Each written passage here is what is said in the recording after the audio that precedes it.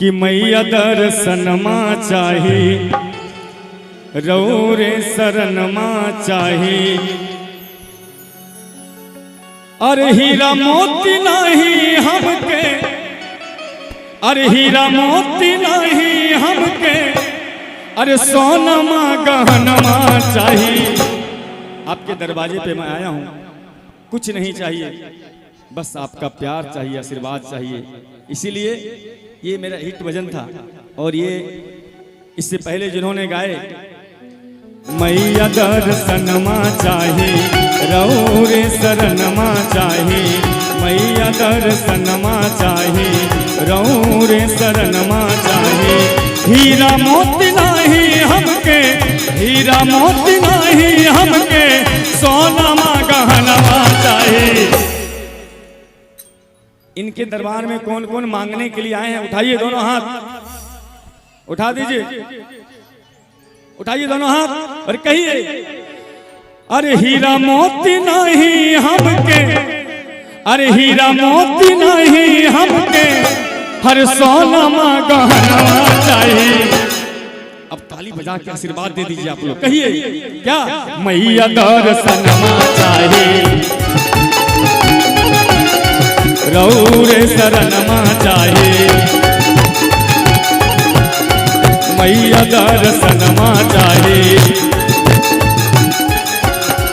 हीरा मोती नहीं हमके, हीरा मोती नहीं हमके, सोनमा गहनमा चाहिए, मैया दर्शनमा चाहिए रौरे शरणमा चाहिए, मैया दर्शनमा चाहिए रौरे शरणमा चाहिए।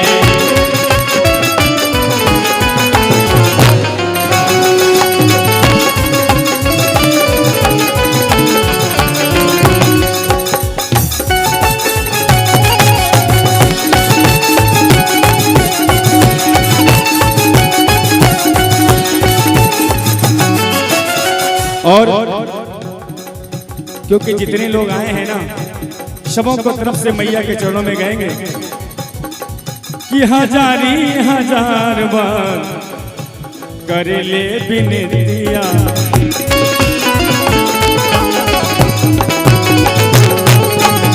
सहर नहीं दिया मैया हमरो कहत।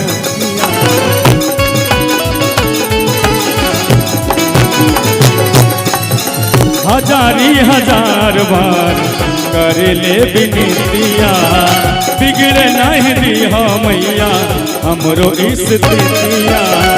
अजदबो के संगे लेके, अजदबो के संगे लेके, कि रत्नेश संग संगे लेके, अरे खैरा के दुआरिया आए। क्योंकि सभी गाने बजाने वाले अच्छे होते हैं ना, तो खुद ब खुद अच्छा हो जाता है। इसीलिए कि रत्नेश संगे लेके, कि रत्नेश संगे लेके, खैरा के दुआरिया आए। दीजिए दीजिए, कौन दे रहे थे? हाँ दीजिए, दीजिए ना इधर, अरे दीजिए ना जी। हाँ इसलिए तो आए हैं, बजट बढ़ाइए ना, और बाद में ठीक बात। कि रत्नेश संगे लेके, कि रत्नेश संगे लेके, खैरा के दुआरिया आए। मैया दर्शनमा चाहिए रौरे शरणमा चाहिए, मैया दर्शनमा चाहिए रौरे शरणमा चाहिए।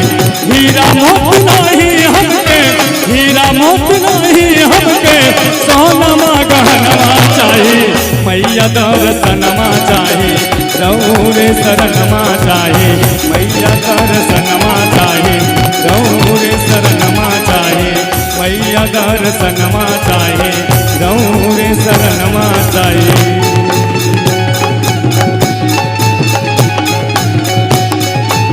एक बार पुनः कर दीजिए, बोलिए जगत